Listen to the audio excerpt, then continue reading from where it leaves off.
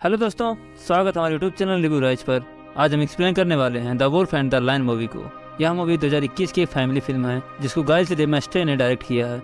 Film में मौली कुंज को अल्मा के रूप में दिखाया गया है जो अपने दादाजी के मरने के बाद उनके खुद के आइलैंड पर बने केबिन में लौटती है और वहाँ पर वो एक भेड़िए के बच्चे और एक शेर के बच्चे की देखभाल करती है और उन्हें पालती है जो भाइयों के रूप में एक साथ बड़े होते हैं। कहानी की शुरुआत में हमें जंगल में एक शिकारी को एक शेरनी का शिकार करते हुए दिखाया जाता है जो शेरनी को मारने के बाद उसके बच्चे को पकड़ लेता है और वो उस बच्चे को पकड़कर अपने साथ एक प्राइवेट प्लेन से लेकर चला जाता है। दूसरी तरफ एक लड़की को दिखाया जाता है जो छुट्टियां बिताने के लिए अपने दादाजी के आइलैंड पे जाती है। इस लड़की का नाम एल्मा होता है और उसके दादाजी कुछ दिन पहले मर चुके होते हैं।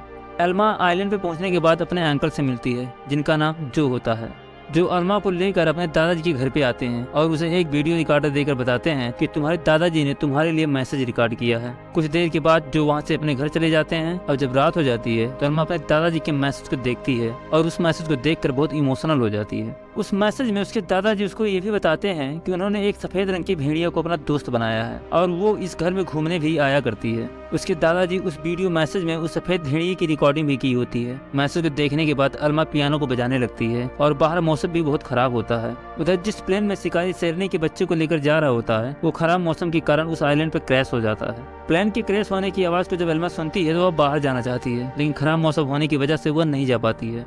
सुबह होने के बाद उसी सफेद भेड़िए को दिखाया जाता है जिसे अल्मा के दादाजी ने वीडियो में दिखाया था। वो जंगल में घूम रही होती है, तभी वो शिकारियों द्वारा बिछाए गए जाल में फंस जाती है जिसे एली और चार्ल्स नाम के दो शिकारी बिछाए होते हैं। जब उन दोनों को पता चलता है कि उनके जाल में कुछ फंसा है तो वो उसकी तरफ बढ़ने लगते हैं, लेकिन उनके वहाँ पहुँचने से पहले भेड़िया उनके जाल से बाहर निकल जाता है। ये दोनों उस भेड़िए को पकड़ने के लिए उसका पीछा भी करते हैं लेकिन भेड़िया नदी को पार करके उनसे बच जाती है। दूसरी तरफ शेरनी के बच्चे को दिखाया जाता है जो प्लेन क्रैश होने के बाद ही बच गया होता है और उसका पिंजरा एक पेड़ पर फंस गया होता है। शेरनी का बच्चा पिंजरे से निकलकर नीचे एक चिड़िया के घोंसले में गिर जाता है। इधर एल्मा अपने दादाजी के कोट को पहनकर जंगल में घूमने के लिए आई होती है, तभी उसकी नज़र उस सफेद भेड़िए पर पड़ती है जिसे देखकर अल्मा समझ जाती है कि उसके दादाजी ने जिस भेड़िए के बारे में बताया था ये वही भेड़िया है। अब एल्मा उस भेड़िए को अपने दादाजी के कोट को सूंघने के लिए देती है जिसे सूंघकर भेड़िया समझ जाती है कि एल्मा उसे कोई भी नुकसान नहीं पहुंचाएगी। अब एल्मा उस भेड़िए के पीछे से जाल को काट देती है जो जाल से निकलते समय उसके बॉडी में फंस गया था। भेड़िया जाल के कटने के बाद फिर से जंगल में चली जाती है। भेड़िए के जाने के बाद वहाँ पर चार्ल्स और एली आते हैं जिन्हें देखकर अल्मा बहुत गुस्सा होती है और उनसे कहती है कि ये आइलैंड मेरी प्राइवेट प्रॉपर्टी है, इसलिए तुम यहाँ पर शिकार नहीं कर सकते। इस पर वो अल्मा को बताते हैं कि वो लोग शिकारी नहीं बल्कि एक साइंटिस्ट हैं और वो लोग कैनिक्स या सोनो वुल्फ जो दुनिया के सबसे दुर्लभ कैनान प्रजातियों में से एक है उसको पकड़कर जंगल में छोड़ने का काम करते हैं। फिर एल्मा उन्हें दोबारा अपने आइलैंड पर दिखाई न देने की चेतावनी देती है और वहाँ से चली जाती है। अब एल्मा वहाँ पहुँच जाती है जहाँ पर प्लेन क्रैश हुआ होता है।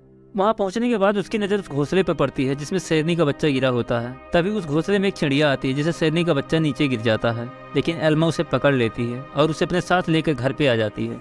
घर पे आने के कुछ देर बाद सफ़ेद भेड़िया अपने बच्चों को लेकर उसके घर के अंदर आती है और एक टेबल के नीचे बैठ जाती है। एल्मा अपने घर में तीनों जानवरों को देखकर बहुत खुश होती है क्योंकि उसे जानवरों से बहुत प्यार होता है। कुछ देर के बाद में एल्मा के अंकल जो उससे मिलने के लिए आते हैं तो एल्मा उन्हें तीनों जानवरों को दिखाती है जिसे देखकर जो बहुत हैरान हो जाते हैं और एल्मा से कहते हैं कि तुम्हें इन जानवरों को नहीं पालना चाहिए क्योंकि ये सभी बहुत ही खतरनाक जानवर हैं। जो एल्मा को बताते हैं कि फॉरेस्ट रेंजर्स शेरनी के बच्चे को ढूंढते हुए इसी तरफ आ रहे हैं और तुम्हें इन जानवरों को उन्हें सौंप देना चाहिए, लेकिन एल्मा उन्हें ऐसा करने से मना कर देती है। फिर जो वहाँ से जाने लगते हैं तभी वहाँ पे फॉरेस्ट रेंजर भी आ जाते हैं। फॉरेस्ट रेंजर्स अल्मा को बताते हैं कि रात में यहाँ पर एक प्लेन क्रैश हुआ है जिसमें एक शेर का बच्चा था जिसको सर्कस वालों ने खरीदा था। वो अल्मा को बताते हैं कि प्लेन का पायलट घायल हो गया है लेकिन उन्हें शेर का बच्चा अभी तक नहीं मिला है। वो अल्मा को अपना कार्ड देकर बताते हैं कि अगर उस शेर का बच्चा कहीं भी आपको नजर आए तो उन्हें जरूर बताइए क्योंकि सर्कस वालों को उस शेर के बच्चे को जिंदा या मारा होने का सबूत चाहिए। फिर वो वहाँ से चले जाते हैं। एल्मा जब घर के अंदर जाती है तो वो देखती है कि सोनो वुल्फ अपने बच्चे के साथ साथ शेरनी के बच्चे को भी दूध पिला रही होती है। यह देखकर एल्मा बहुत खुश होती है क्योंकि अब उस शेर के बच्चे को पालने में ज़्यादा मेहनत नहीं करनी पड़ेगी। धीरे धीरे भेड़िया और शेर के बच्चे में दोस्ती हो जाती है और वक्त के साथ ये दोनों एक साथ बड़े होने लगते हैं। सोनो वुल्फ उनको अपना दूध पिलाती रहती है। यह सब देखकर एल्मा एकदम निश्चिंत हो जाती है और एक दिन उन्हें अपने घर में छोड़कर 2 दिनों के लिए क्लासिक म्यूजिक ऑडिशन के लिए लॉस एंजलिस के फिलहारमोनियम ऑर्केस्ट्रा में जाती है। इधर सोनो वुल्फ घर से बाहर जंगल में घूम रही होती है, तभी उसके ऊपर वही दोनों साइंटिस्ट ट्रैंकुलाइजर डार्ट से हमला कर देते हैं और उसे बेहोश करके अपने साथ लेकर चले जाते हैं।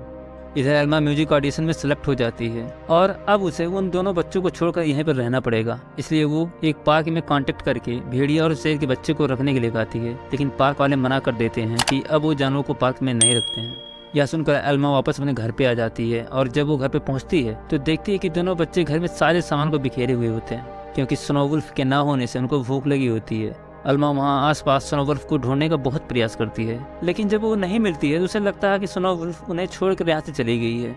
इसलिए अब वो उन बच्चों को खुद खाना देती है और उनका पूरा ख्याल खुद ही रखने लगती है। धीरे धीरे समय के साथ वो दोनों बच्चे बड़े हो जाते हैं। अल्मा उन दोनों का नाम भी रख देती है। वो भेड़िए के बच्चों को मोजार्ट और शेर के बच्चों को ड्रीमर कहकर बुलाती है।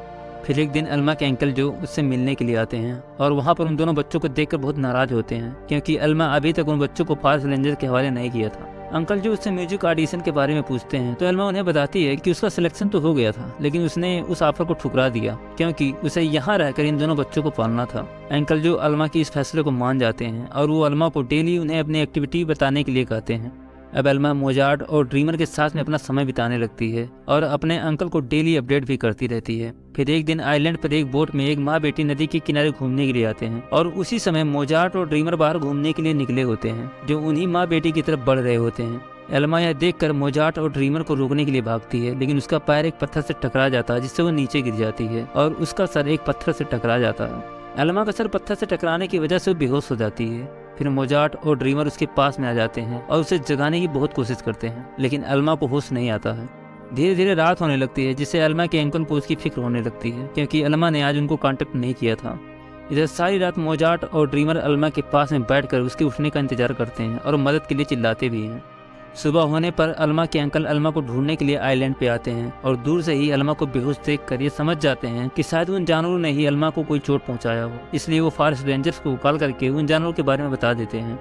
इसके बाद हमें अल्मा को हॉस्पिटल में दिखाया जाता है, जहाँ डॉक्टर अंकल जो को बताती है कि अल्मा को बहुत गंभीर चोट आई है, लेकिन वो जल्दी ठीक हो जाएगी। वो अंकल जो को ये भी बताती है कि अगर अल्मा के पास में दोनों जानवर नहीं होते तो रात में ही मर चुकी होती, क्योंकि वहाँ पर उन जानवरों ने अल्मा को अपने बॉडी से हीट करके रखा था। यह सुनकर अंकल जो को बहुत पछतावा होता है और वो अल्मा से कहते हैं कि वो अल्मा को वहाँ बेहोश देखकर बहुत डर गए थे, इसलिए उन्हें फॉरेस्ट रेंजर को बुलाना पड़ा। उधर दूसरी तरफ फॉरेस्ट रेंजर्स मोजार्ट को चार्ल्स और एली को सौंप देते हैं, जो पहले मोजार्ट की माँ को पकड़ कर ले गए थे। ड्रीमर को वो लोग एक सर्कस के मालिक एलन को सौंप देते हैं, जो अपने बेटे राफा के साथ उनके पास में आता है। राफा ड्रीमर को देखने के बाद उससे बहुत ही इम्प्रेस होता है और उसे पसंद करने लगता है।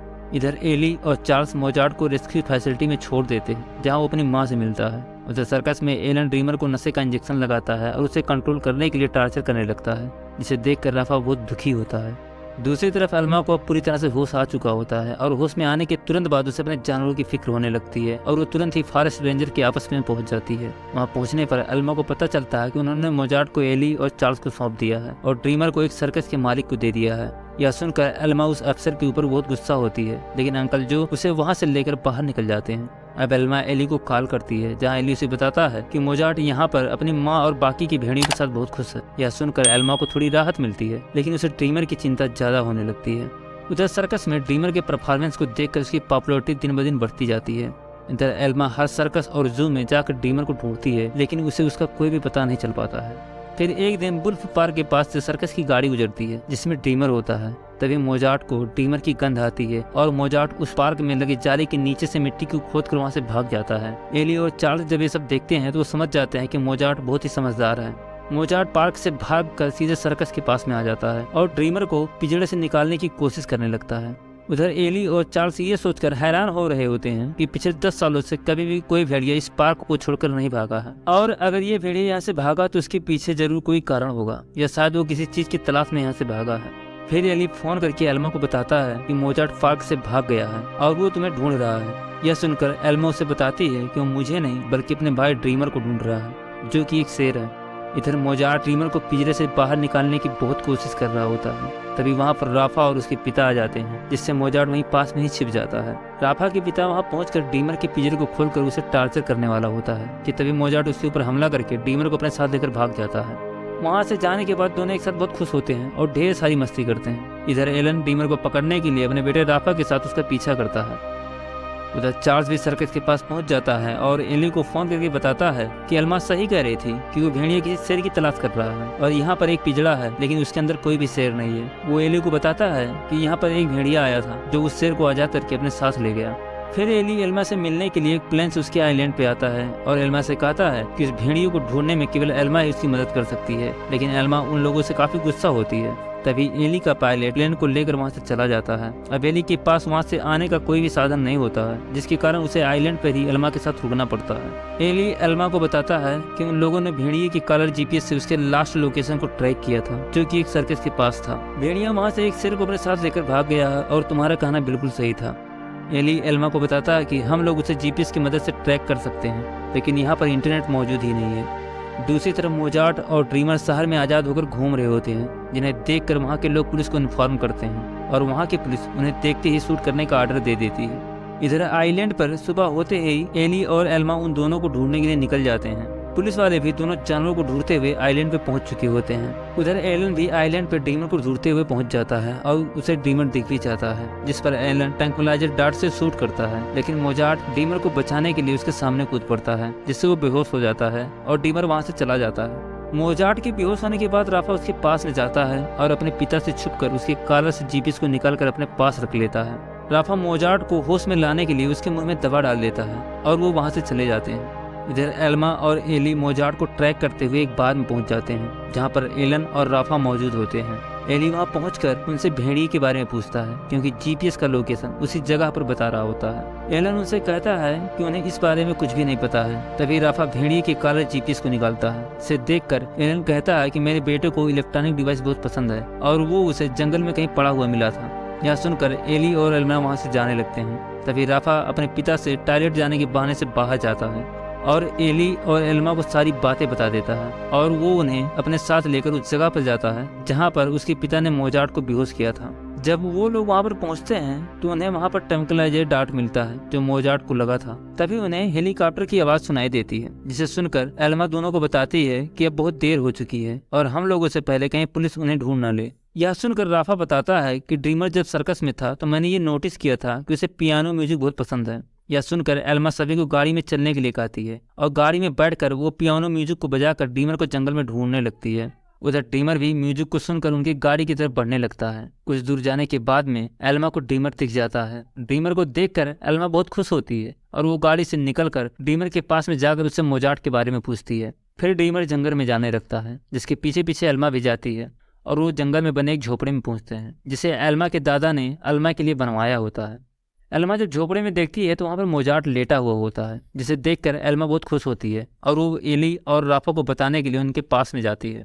वो उन लोगों को ड्रीमर और मोजार्ट के बारे में बताती है कि उसने उन्हें ढूंढ लिया है और वो दोनों एकदम सुरक्षित हैं। तभी वहाँ पर एलन आ जाता है और उनके ऊपर गन तान कर ड्रीमर के बारे में पूछने लगता है। यह सब देखकर राफा अपने पिता को बहुत समझाता है। फिर उसका पिता मान जाता है और राफा को लेकर वहाँ से चला जाता है। राफा और एलन के जाने के बाद वहाँ पर पुलिस आ जाती है, जिन्हें देखकर एल्मा वहां से भागकर ड्रीमर और मोजार्ट के पास में जाती है और उन्हें एक गुप्त रास्ते से लेकर अपने घर जाने के लिए नदी की तरफ बढ़ती है। नदी के किनारे पहुंचने पर एल्मा दोनों को पानी में उतरने के लिए कहती है, लेकिन ड्रीमर पानी में न जाकर जंगल की तरफ जाने लगता है। एल्मा उसको ऐसा करने से मना करती है, लेकिन ड्रीमर उसकी बात को नहीं सुनता है और जंगल में चला जाता है। अब एल्मा और मोजार्ट नदी को पार करके अपने घर की तरफ बढ़ने लगते हैं। तभी उन्हें जंगल में गोलियों के चलने की आवाज़ आती है, जिसे सुनकर एल्मा को लगता है कि ड्रीमर इन दोनों को बचाने के लिए ही जंगल में वापस गया है और पुलिस वालों ने उसके ऊपर गोलियां चलाई हैं। नदी पार करने के बाद जब वो लोग अपने घर के पास पहुंचते हैं तो वहाँ पर अंकल जो और एली भी होते हैं और वो एल्मा से ड्रीमर के बारे में पूछते हैं, जिसे सुनकर एल्मा उन्हें बताती है कि अब वो वापस नहीं आएगा। तभी झाड़ियों के बीच से कुछ आता हुआ दिखाई देता है, जो कि ड्रीमर होता है। सभी लोग ड्रीमर को देखकर बहुत खुश होते हैं। ड्रीमर और मोजार्ट आपस में खेलने लगते हैं और वो दोनों बहुत ही खुश होते हैं। मूवी के आखिरी सीन में एल्मा अपने आइलैंड पर म्यूजिक ऑडिशन में आइलैंड के कुछ लोगों को ड्रीमर और मोजार्ट की कहानी के बारे में बताती है और म्यूजिक बजाने लगती है और यहीं पर इस मूवी की कहानी खत्म हो जाती है। दोस्तों, ये वीडियो अगर आपको पसंद आई हो तो वीडियो को लाइक करें, कमेंट करें, शेयर करें और चैनल को सब्सक्राइब करें।